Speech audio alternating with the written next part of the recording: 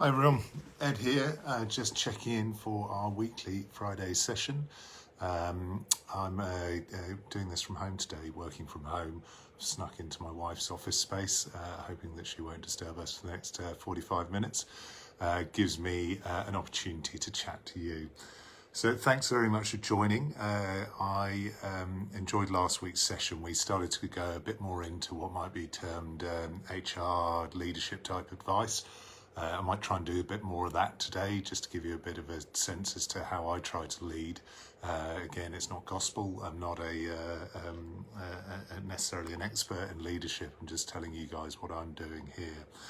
And with that, just to remind ourselves, as part of the way I try to lead, is I try to start everything that I do, any communications I do, with being clear as to why I'm doing them. And just to be clear why we do this session every Friday. Two reasons.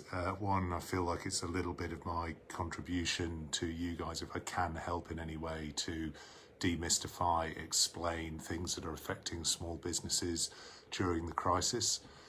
Second of all, there is a way in which it helps me as well.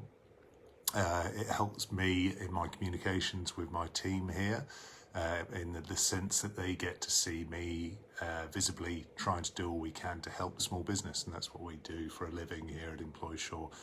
We've never been more relevant than we are currently during the crisis, and I want to show our team how we can go and help you guys.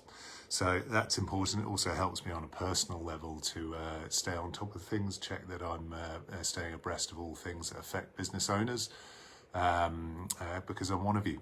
That's what I do. That's what my responsibilities as well, and it gives me the chance to make sure I'm on top of things. It keeps me aligned and in perspective, I think, in sharing the challenges with you guys, hearing a bit from you as we try and answer some questions in order to help you along, but in doing so it helps me, so thank you for that. So I've got a bit of a structure I want to work through today. First of all, we're going to talk about sick leave and annual leave in the crisis. There's a bit of a brewing challenge for small business there, and I just want to talk to you about that. Second of all, a quick run through of the budget as it may impact you and may impact EmploySure as well, and just want to talk briefly about that. Then finally, we'll go on to that HR leadership stuff, talking a little bit more about values. We talked last week about being true to your values, always self-assessing, checking that you are being true to your values when challenges arise in your business. I'm going to delve a bit further into that today, to look at our responsibilities as leaders and the values that we set. So, first things first, sick leave and annual leave in the crisis. So a couple of things drew this to my attention. So my HR director internally, a chap called Michael, came to me a couple of weeks ago and asked me what we should do about growing holiday balances in the business. A lot of our staff have been working from home. In the context of that, across all people, what we've seen is a reduction in the amount of annual leave that people are taking.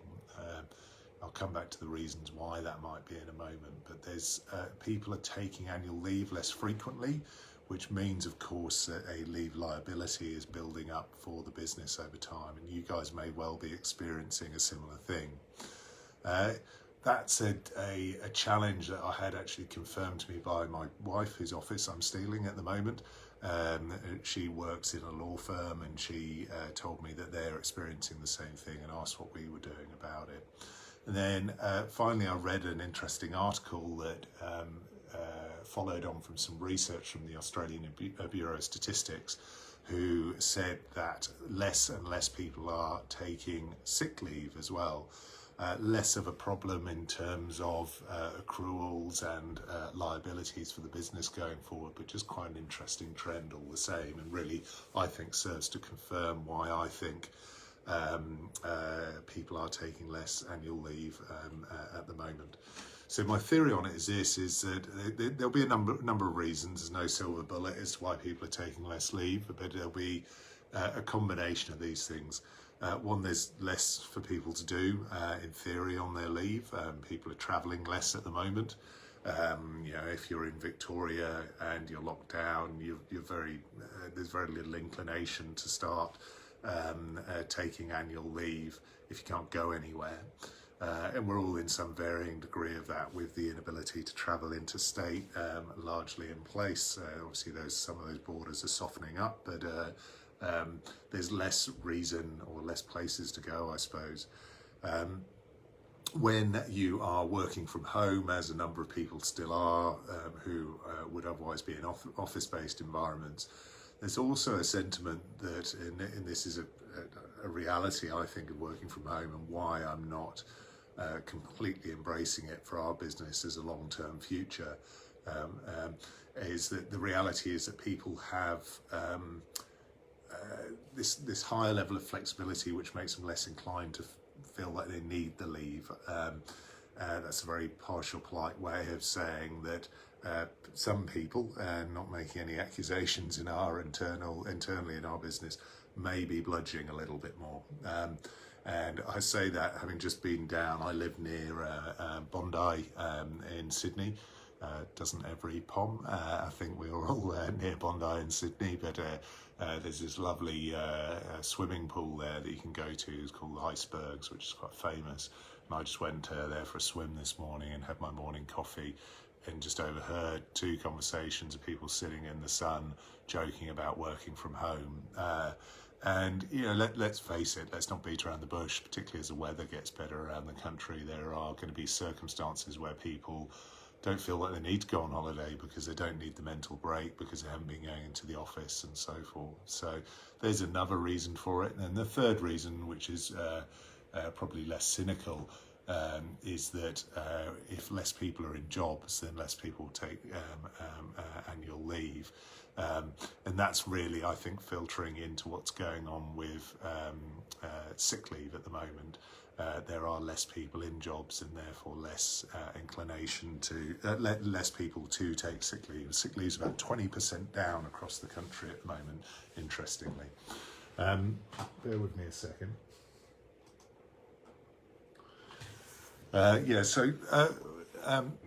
Sick leave, similarly, I think that the reality is there is a certain amount of people pulling sickies that goes on in workplaces. We know, for example, at Employsure that Monday and Fridays are our highest sick leave absence days. Now, I'm no medic, but frankly, it's pretty unlikely that that's because people are more prone to illness on those days. I think that there is a propensity for people to take sick leave on those days, extending weekends and so on. But those numbers have dropped through the floor as well, indicating that, again, people working from home have got less inclination to pull a sickie, so to speak. So what do you do about it? Sick leave, not much. It should be a good thing for the business and perhaps might be contributing to your overall productivity. Annual leave is a good one. So there are not many circumstances, though you'll need to check your award or have us check it for you to see circumstances in which you can mandate people going on leave. Quite often awards allow you to close offices at Christmas time for up to a certain period, and we do that at Employsure, subject to our operational needs. And amongst other things, it does help manage a leave balance, but it also ensures that you've got staff that might otherwise not be inclined to take leave that actually get some form of rest. And remember, you've got a positive obligation to manage the safety of your staff, and you shouldn't be overworking them. And to that end, you're assuming your award doesn't permit you to force leave in any way. What we recommend doing is that you should be looking at the leave balances of your staff, looking at the amount of, or the most recent time they went on leave, and to the extent that someone isn't taking much leave, sitting down with them one-to-one or with the staff as a group and encouraging them to take leave to ensure that they are properly rested, explaining to them that you have positive obligations to manage their safety, and that you would therefore encourage them to take leave. And you can encourage them, as I say, check the award. It may be some circumstances where you can mandate it, but typically speaking, you can't. That's about as good as you can do, really, if you don't have the right to mandate it. and going and therefore trying to manage down your leave balance. If you'll need to consider this pretty soon. If you're looking at Christmas shutdowns and are permitted to do that under your award, there'll probably be some notice requirements, so make sure that you follow those if you do that. So there's a little bit on leave. I suspect a lot of you are having a similar experience to us on that, in that you will be having larger leave balances being accrued. I saw 2 or 3 questions come last week saying, can we use Jobkeeper to pay people's annual leave when they leave us? The answer to which was no, not if they haven't taken that annual leave, because it's not wages. It's a liability that you have accrued. But of course, if those people do take leave, you can use Jobkeeper to pay their wages, which are the paid leave. So I can see a good question coming through from Naomi Pugsley on leave, but I'll reserve that to the end, Naomi. I'll come back to it. Second thing then, onto budget. The big one probably for employers, or in my field at least, is this idea of JobMaker, where if you employ someone up to age 29 and they have been on Jobseeker or a couple of other versions of benefit in any of the 3 months prior to them joining you, you'll get $200 a week to contribute to their income. And if they're 30 to 35, you'll get $100 per week. So quite a big incentive, in fairness, to incentivise you to employ people who might have been on Jobseeker. There's a few twists and turns in there, though, that some of which the government's been criticised for already, but I just want to dig into them a bit, because the government sets up these benefits, but they're not there ultimately to pick up the pieces if you slip on the banana skins that sort of surround them. And you might remember, for example, under Jobkeeper, there was little support for those that didn't have permanent residency, for example. So there was a sort of an incentive on the part of the employer to get rid of the people that you weren't getting Jobkeeper for first. And the risk that flowed from that is you could get add up for discrimination because you were picking on foreign staff, essentially, because you weren't going to get a subsidy from the government. Now, the fact that the subsidy sets you up for that fall doesn't mean that you get to use it as a defence. Unfortunately, you can end up being caught out in that case if you were dismissing staff because of their nationality, because they weren't getting Jobkeeper. You could be caught out in a discrimination trap. There's another discrimination trap here with the budget, with this JobMaker thing, in that ultimately those provisions are encouraging a form of age discrimination. You've got a positive incentive to employ people who are under 35. And that means that you are at risk of overlooking those that are over that age. And you could easily be criticised and sued for that if you pick someone who is, you only pick them on the basis that of their age, and consequently, because you're going to get some support and subsidy for that, you really do run the risk of someone who's, say, 40 saying, well, I should have got the job. You didn't carry out a fair and objective process. It was direct or indirect discrimination against me on the grounds of my age or for reasons related to my age. Therefore, I'm suing you. Now, you're not going to be able to turn around in those situations and use this as a defence. You still have to make sure that in your hiring processes, you've got some objectively justifiable reasons for hiring those people, aside from the fact that you're going to get some subsidy for them. The way the subsidy in fact works at law, therefore, is that essentially you've got to close your eyes to the idea of subsidy, choose the best person for the job on an objectively justifiable basis, and then you open your eyes and see how old they are, and whether they were on job seeker or similar, and consequently that you get some money for them. If you let the cart go before the horse on that, you run the risk of getting in trouble. So bear that in mind when you're looking at it. The other two things are probably outside my domain, but I just want to give you an insight as to what I'm looking at as a business owner with them. So there's a couple of tax type breaks. One is this idea that of buying assets that you're immediately able to write off. Now that wouldn't work for us at EmploySure because we pay tax on a cash basis rather than on the basis of our P&L statement. So have a check with your accountant to see how it is that you pay tax and whether that really works for you. Really don't like the idea of some of these where you're sort of encouraged to go out and run it, buy a new ute or something. Next thing you know, it doesn't actually make any difference anyway. That you're not really being given real money there. You're being given an accelerated position on your tax, which ultimately you're going to pay back anyway. So it will help some people on a cash flow basis, but check with your accountant as to how you actually pay tax. Don't get lulled into thinking you suddenly got some free money. And the same really goes for this getting tax back. If you're an unprofitable business now but were previously profitable, and there's a way of reclaiming some of the tax that you've paid, have a chat to your accountant how that works, because it helps cash flow again. But I can't see how I don't think it's free money. I think ultimately you're getting some tax back, but if you were making a loss this year, you wouldn't pay tax anyway, and that loss would be carried forward in future tax years. So it might just be that it helps you out with a bit of cash flow. So chat to your accountant about that.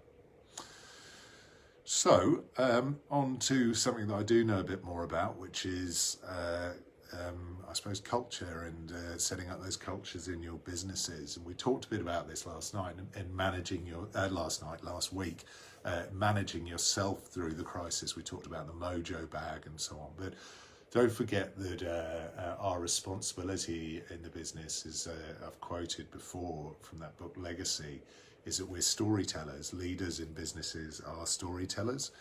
And one of the stories that you've got to tell people is, what is it that they stand for? What are their values? And I'm going to show you a fairly crappy manuscript diagram in a second, but I just want to explain a bit about that. Values are really one of those sort of terms, in all truth, about 10 years ago before I started EmploySure, I'm not sure what I really understood what they meant in a corporate context. So I see them as your core principles, if you like, that sit within inside each of us individually, including each of your employees. And what you're trying to do is establish a set of values at a corporate level which marries together everything that you stand for as an individual and everything that your employees should stand for if they're the right people in your organisation. So I don't think an organisation, a company teaches values. I don't think that it introduces values into someone. I think that that's a bit too patronising, frankly. I think the people that work for you have come to you with a set of values. The best that you can hope for is that their values align with the company's. And if they don't, that you make sure you get them off the bus pretty quickly. But you can only do that if you know exactly what the values are and you communicate those values to your people. So values, that's your starting point. In a perfect world, a leader, a managing director, GM, whoever it is of a business, is really only responsible for setting the values, and ideally they don't then have to go and police the way those values are put into action. Unfortunately, that's not really true in most cultures. Really strong cultures, brilliant cultures, have a leadership which set the values, and then they allow the people in the hierarchy below them to operate the values. They don't act as a sort of police force going around checking on people and so on to follow the values. Values day to day operate through behaviours, ultimately. Behaviours, we at EmploySure say, are our values in action. So you'll have a series of behaviours that people are meant to comply with day to day, and in order to follow your values. Now, sitting below those behaviours even, and I see it as a three-tier thing, as I'll show you in a second, are what at EmploySure we call commitments, but in some organisations you might call rules. So in something like a military organisation, you get a lot of rules that people have to follow, and they're policed and they're enforced from the top down. Ideally in a culture, in a corporate culture, you don't have that. You don't have this very top-down, parent-child, military type command and control setup. Instead, what you want is your people making a series of commitments to each other, really, in order to that they deliver to the behaviours, which in turn deliver to the values. So I'll just show you this this diagram before I then explain a bit more about what I'm talking about in practice. So, you see that?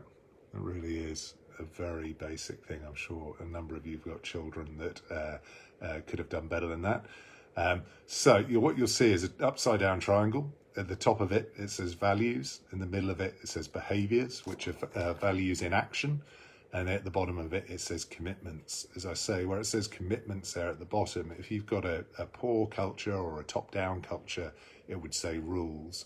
So the reason you've got it in an upside-down triangle is you should have, in a great culture, you have a big set of values, slightly smaller set of behaviours, and then finally these commitments to each other.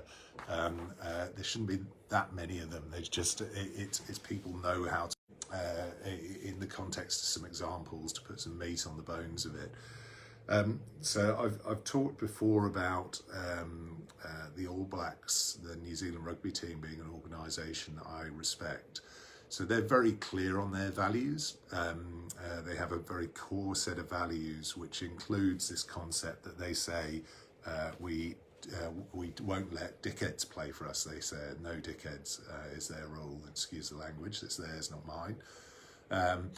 But they basically say this, they say we won't have dickheads playing for us. They don't mean that in a subjective sense of a sort of bullying or flippant sense that we might use it in, when you're talking about someone saying, I don't like them, they're a dickhead. They don't mean it like that. What they mean is that they won't let people play for them who don't follow their values overall. And other values that they have include things like humility. So people that are not humble, they won't let play for them. And you might have heard this before, and it's a very risky thing. I'll see the number of people watching this drop off rapidly in a second, but compare that to, say, the Australian cricket team when it was going through its troubles a couple of years ago, where there was a high risk that they did end up with dickheads in their team. In fact, it looks, I don't know if any of you have seen that TV program, The Test, which is excellent, which is all about the regeneration of the team. But the team was essentially being run by dickheads. Even the captain was being overrun by dickheads who were stopping the team from adhering to their set of values. And what had happened ultimately is that the leadership had compromised the values for the talent of the team. That said, some of these guys are so good, so talented, that we're going to keep them in the team, notwithstanding the fact that they are dickheads and don't follow our values. In the All Blacks, they would have said, sorry, I don't care how good you are, you're not allowed to play for the team. And you can cite a number of examples in New Zealand of some of the best rugby players by talent that there have ever been who have never become All Blacks because they're just not considered to be people that follow values. And in that way, what the All Blacks have built is a really strong culture that has lasted a long, long time. And of course, we're all setting up businesses we do hope last long times. And you'll not find a business that doesn't suffer in the long term by compromising that dickhead rule. Taking people that are talented but won't follow your values. You will end up with problems if you do that. Now, one of the problems though, and I struggle with this internally with Employsure, is I've got no interest as a managing director in chasing people around and enforcing the values as a sort of, like I've said before, a police force, if you like, or trying to have a top-down command and control, slightly old-fashioned military-style organisation, parent-child, all of those things. My preference would be that we have such a strong culture that it polices itself, and that what you have is a group of people who basically say, look, I get what the values are. Ed's told us what those values are. He's told us why they exist. We get all of that. Those values are values within myself, and these are the ways in which we're going to behave. And ultimately, these are commitments that we're going to make to each other, and we're going to behave in that way. And those commitments might be quite granular. They might be things like, we always turn up 5 minutes early. we always dress in a certain way. So in sporting teams, what happens is the players often sit down and create what they might call a charter, which says things like that. We turn up 5 minutes early for meetings. We always wear clean kit to training. We always clean our boots before games, and they'll be that granular about it. And what those commitments are doing is delivering into the behaviours which ultimately make the values work. So that's the way really good cultures work, is that the team manages itself, it polices itself. They don't have the directors of the team policing it. And in that way, they hound out the people that don't fit with the culture, the dickheads, if you like, and they self-police, force those people out. And it's a great thing if you can get that culture working, because then what you don't have is situations where you as managing directors and so forth have got to be the police, start doing the disciplinary issues and so on, which result in employment relations claims. You'd much rather a culture, I say hound out, that sounds a bit bullying, but a culture that self-polices and explains to people that if people don't want to play by the rules, then they can't be on the team. I listened to a thing that I'd urge you guys to listen to if you get a chance the other day about Netflix, a business that we all know. They're sort of known for their pretty revolutionary culture and HR practices. And one of the things that they say is that we are a company with no rules. And that sounds right out there, doesn't it? It sounds as though, you've got this sort of chaotic company where there's no rules at all. They don't mean it like that. And the podcast I listened to was on a thing called Freakonomics Radio, which is really good if you get a chance. What they mean is this, is we don't have a top-down culture. We don't have the leadership telling us how to behave. What we have is a leadership that sets the values, and then we collaborate with each other on the behaviours and make commitments to each other, and we self-police. We're like the All Blacks. And that's an organisation that I think we'd all, aspire to. I think, let's be realistic, some businesses are still very effectively run by being top-down organisations, so it's horses for courses, but certainly I'd like to run EmploySure as a business that is heavy on values, but allows the people themselves to self-police. Doesn't always happen. I find myself sometimes having to manage, unfortunately, with sticks rather than carrots, but we're all human, and so are the people that work in the businesses. But my perfect culture would be much more like the All Blacks, or much more like Netflix, and allowing people to understand the values clearly, understand the expectations on them, but ultimately to behave and commit to each other to behave in certain ways, so they're self-police. So there's a bit on HR, as I say, leadership. I just want to finish with a final concept about, I suppose, self-management and leadership. And it's just something I read yesterday, which I loved, and thought you guys might be interested in. So J.K. Rowling, the author, I'm embarrassed to say I've never ever read one of her books. I don't know whether I'm in the minority there, but I've never read any of the Harry Potter and so on, but my kids are just starting to get into it. And I saw this interview by her where she said something really, really fascinating. She said she has this metaphor of how she lives her life, and I think it's a metaphor that applies to us all as leaders as well. She says, I spend a lot of my time in the forest, in the trees, which for me is, when we're stuck in our businesses, doing things, being doers, scrapping around day to day, but not, but we're not really strategically working on the business as we should be. But she says, as an author, she spends a lot of her time in the trees. When she wants to write, though, when she really wants to do her thing, she goes to this metaphorical lake amongst the trees, and that lake has a shed on it.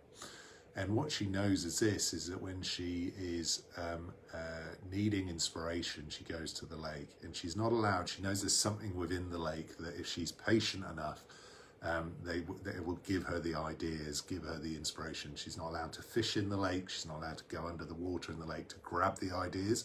She has to attract them essentially and be patient and allow them to come to her. Now then, once she's got that idea, she has to go into the shed and do the work to turn it into something. I thought there's something there about all of our businesses. All of our businesses ultimately came from a lake of some sorts. We all saw some opportunity because of our circumstances. You know, you've all got businesses that are taking up opportunities that I never saw myself, for example, because we weren't born out of the same circumstances or experiences, but I was an employment lawyer that saw the opportunity to set up EmploySure in a way that you guys might not have done. But then I had to go into the shed to work on EmploySure to create it. And I intermittently, as a business owner, have to come back and go back to the lake for more inspiration in order to expand the opportunity. But I've still got to go back into the shed. And I think so many of us spend too much time, first of all, back in the trees, dealing with nonsense often in business management. And we need to remind ourselves, like J.K. Rowling does, to get out to the lake.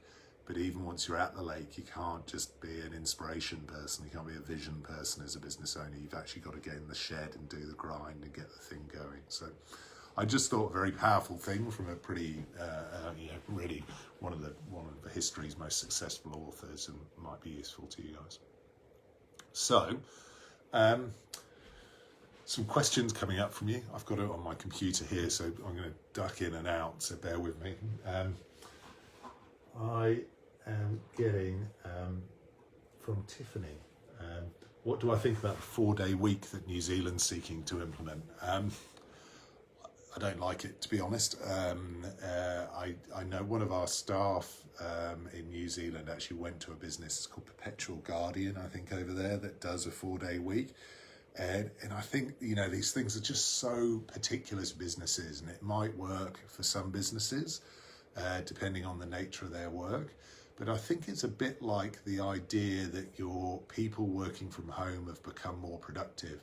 My honest and perhaps a bit cynical view is that more often than not, that means that they weren't very productive in the office, in the workplace. I think that a 4-day week really just discloses that people were either not working 5 days in reality anyway, and therefore not productive, rather than they suddenly become more efficient. You know, my wife actually works a 4-day week, and I really don't like it for her. I think that in reality she works 5 days anyway, but she just gets paid for 4. It just doesn't make any sense for her, to be honest. But the idea of a 4-day week where you get paid for 5 just because you're so much better in the 4 days, I think it might work in some businesses. It might, depending on the nature of your work. Is it thinking work rather than doing work? Are you in the lake more than in the shed? But generally speaking, as a broad brush thing that Jacinda sort of flippantly chucks around as an idea, it's quite scary, to be honest, to say that that's something that the whole world can do. And I think it belies a total lack of understanding as to how businesses really work. We don't all work in offices floating around for 5 days, spending too much time at the water cooler. That's just not how business works. So, Naomi, good to hear from you, one of our clients. Our enterprise agreement, I'm sort of going off screen pretending to be Stu. I should do a Stu accent while I'm off screen. Our enterprise agreement states that they need to produce a medical certificate to get sick leave, otherwise it's unpaid leave. They opt for unpaid leave as they get Jobkeeper. Does this unpaid leave still count as continuous service, as normally it wouldn't, but does Jobkeeper change it? No, Jobkeeper doesn't change that as being continuous service for the purposes of the unpaid leave under your enterprise agreement. By the sound, Jobkeeper is just a form of payment if you have satisfied the wage requirement. So I'm just trying to play that out. So the reality, though, is that you can't, Naomi, just take random leave from the workplace. And if you don't provide a medical certificate, you're essentially absent without leave. So it sounds to me like there may be some disciplinary issues there if people are just bludging and not taking leave. So maybe we can explore that a bit more for you, because if people are just taking advantage of Jobkeeper and just sitting at home, not even saying they're sick essentially because they're not getting sick certificates, they're just saying, well, I'm not going to work and I'll get Jobkeeper, then it may be that you've got something you can do about that. Nick, how can we legally filter new employees to suit the new JobMaker scheme? Good question. So, as I said, Nick, my methodology would be to close your eyes to their age and close your eyes to whether they have been on Job Seeker and recruit people, and then ask those questions afterwards. If you're in receipt of that information before, there's just a risk you could get add up for age discrimination, amongst other things. David, long-term follower, thank you very much. In the end, we were not entitled to Jobkeeper the first 6 months due to turnover. We only registered at the start and did nothing further. However, we're now under the 30% threshold and unsure what to do next. This will be purely for the business owner and no staff. So, David, first things first, it sounds like you've got some eligibility challenges. Have a chat to your accountant on the question of eligibility. And then if it's for the business owner, I'm assuming that, David, you may be set up as a self-employed, something like that. And in chatting to your accountant, you should be able to confirm your eligibility and get support in the application as well. And Ruth, on JobMaker, what happens if they're under 16 and coming on as an apprentice? It looks like they miss out. That's my understanding. Bear with me a second. I'm just going to check that position. So, by the way, this stuff about the wage support is now in play. You can now start looking to recover that already, is my understanding. Now, what about the jobs? Yeah, so the ages are 16 to 29, so it looks like it doesn't matter if they're an apprentice post 16, but anyone younger than that doesn't look like they receive it, is the answer. Anne, great to see you again. I've been here all along, Anne. Where have you been? I was wondering about the new hiring credit that came out of budget. I understand that such employees must have received job seeker or youth allowance or one of the past 3 months. Can we ask them this question, or is it discriminatory? You can ask them. My recommendation is that you wouldn't until after the interview. So try not to put the cart before the horse. See who you want to recruit based on their talents and skill set. And then ask to see whether you recover money. And look, I may be, you may look at it and say, this guy's from a different planet. Why on earth would we do that and miss out on the $200? You've got to make a commercial assessment. There is a risk that you could get accused of something like age discrimination. But if you've got an apprentice position and you're not going to have anyone over 35 applying for it anyway, then the risk of you getting done for age discrimination is next to nil. So you might well ask it in the interview process. So it's just a bit of a muddy thing, I think, to be asking people for the purposes of checking you can get the support. But there will be commercial situations when you say, look, it's being unrealistic. We're not actually going to get sued for discrimination because of this, so I'm going to ask up front because I want the money. So in a perfect world, you wouldn't ask. You would then make the assessment once you've decided they're the right person for the job. Sammy. Oh, wow, a lot of questions there, guys. This is good. JobMaker hiring credit is an interesting idea, but there are going to be proof of age requirements. Do I have to ask for birth certificates? Not entirely clear what the actual rules and so forth are going to be and how you apply and recover the money yet. So watch this space. But yes, there'll be some rules around it, which will include verification of age and so forth.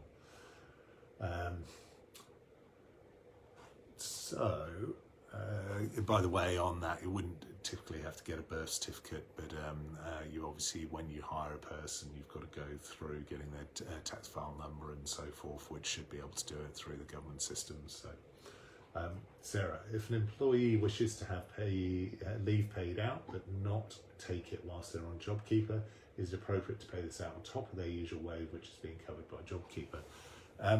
In essence, yes. So there's a few twists and turns in that question, depending on your ability to pay out leave and when you can do that and when you can't, under relevant awards and so forth. So be careful about all those things. But assuming you're allowed to pay out the leave, yes, you would pay it out on top of Jobkeeper. Now, that's obviously not in your interest, so you might want to have a conversation with the employee about how you can work out something that's mutually beneficial there. Then maybe they take some leave, maybe you pay out some leave, but you're going to be paying that on top of Jobkeeper because it's not wages. Ruth asking about where the puppy is. Not here, unfortunately, Ruth. I did promise this week, but he's not here. Right. Lynn, we don't qualify for Jobkeeper 2 because the quarter for 19 included 3 weeks of our shop being closed. And we didn't have closure. Doesn't seem to fit any criteria. What are your thoughts? Lynn, I'd love to give you my thoughts and help you through that. I know that I'll get in trouble if I do, because it's an eligibility question which should be properly answered by an accountant. So I'm sorry about that, but that's the best person to ask with that. Keith, while we've been getting Jobkeeper, we've just been shut out because our sales, which is the basis of the entire program, is only 27% down. It doesn't take into account our costs, which if it does, our percentage would be down 50%. The system's wrong. We may now have to put off. I agree with you, Keith. It's sort of, you know what, when you read the newspapers around the world about what's going on in different systems, just none of them are perfect, unfortunately. We, for example, had a situation in New Zealand where there was a subsidy that we thought we qualified for. We received it, quite a lot of money, a hell of a lot of money actually, and then we had to pay it back because we didn't qualify for it. And we were significantly down in our sales, like you are, Keith. We maintained our service costs because we were needing to advise so many people, so we didn't make redundancies and so forth. But the way in which it's done over there was based on revenue, which for us, because of accounting policies, didn't go down by the requisite amount. So we got stuffed over there, Keith. So it's a frustration, but unfortunately, you're not alone in that. Liz, I'm currently in the hiring process and wondering how in the world we find out if someone is subject to JobMaker wage credits without crossing into discrimination. Already selected our preferred candidate, so it isn't changing our selection criteria, just trying to budget without crossing the line. So you'll need to, if you've already selected the candidate, you're in a good position really, Liz. You can ask them afterwards, and then you can go forward and see whether you get the credit or not. The risk in discrimination is if you ask them in order to determine whether to hire them. Melinda, hi, one of my staff on Jobkeeper has resigned. I don't have to pay him Jobkeeper beyond the week he last worked. So you have to pay the full Jobkeeper fortnight in order to get the Jobkeeper back. But you don't pay him for hours that he didn't work. So you need to satisfy the wage condition of paying the requisite Jobkeeper amount for that fortnight, but not anything over and above that. And Neil says he's suffering the leave problem as well. At what point does it become excessive? Can I force people to use their leave? Depends a bit on your award, Neil. We could have a look at that for you to understand if there's any specific rules. But then beyond that, it's really a case of managing people's safety at work, their health and safety, to ensure that they're taking appropriate leave. So you can't formally force that in most circumstances, but if there's no shutdown clauses in your award, it becomes a question of persuasion, really. And Hayley, can people bludgeoning become a disciplinary issue? Sure can, Hayley. How do I prove if they're away from the office? Where bludgeoning is difficult, I had a good chat with a client yesterday, actually, with someone who is a client after my own heart, that they had someone who had got a medical certificate. They were clearly bludgeoning, but the doctor had signed them off. It's one of my bugbears in life is doctors that sign, and this is a message to doctors globally, don't sign sick certificates unless the person's actually bloody sick. like it costs the economy so much money and so much pain to have people signed off work when they're not really sick.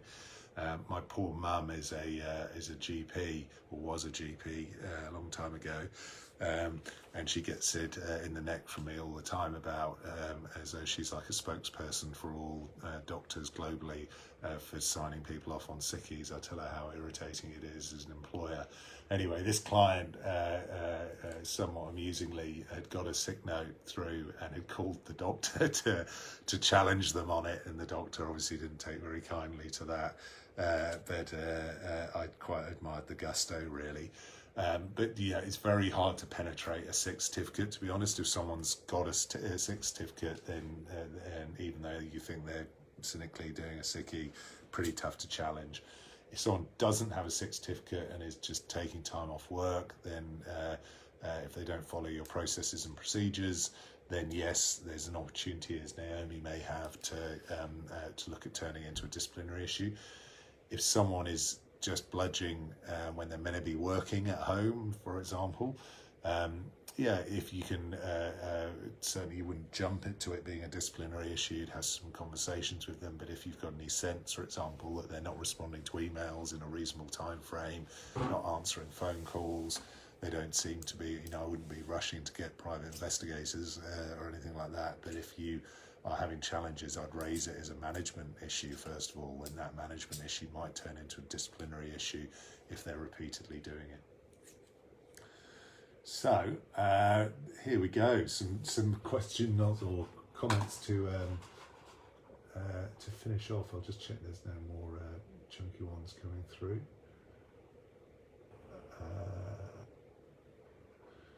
Dale says one of the things that's evident in the workplace is that this sick leave bludgeoning problem is underpaid by the guarantee of Jobkeeper. It's sort of, yeah, it's one of the big unwritten things I think in Jobkeeper is that is how much people have suffered as a result, or employers have suffered as a result of this free money sense. It really is being quite detrimental to employers. Andrew wants to know who I'm backing in the Bledders Low Cup. I think from what I said, it sounds like it'd be the All Blacks at the expense of Australia, but I know I'm very conscious of where I live, and my family growing up here, being my wife's Australian, I'll be supporting Australia all the way. Sorry for anyone watching in New Zealand. And Virginia says, read J.K. Rowling's books for adults, The Cuckoo's Calling. I'll try and do that. You might be overestimating my intelligence, Virginia. I think I'd probably be better off in the Harry Potter realm than I would in the adult ones. So anyway, do have a read of that. So I've not read, as I'd say, her stuff, but I can see she must be a wonderful author, because I find that lake analogy really, really powerful. So that's it from me, guys. Thank you very much for your time today. I'm back in the office next week with Stu. You'll be pleased to hear. So I won't be trying to do his job as well as mine, and I will see you then. Cheers. Thanks for joining.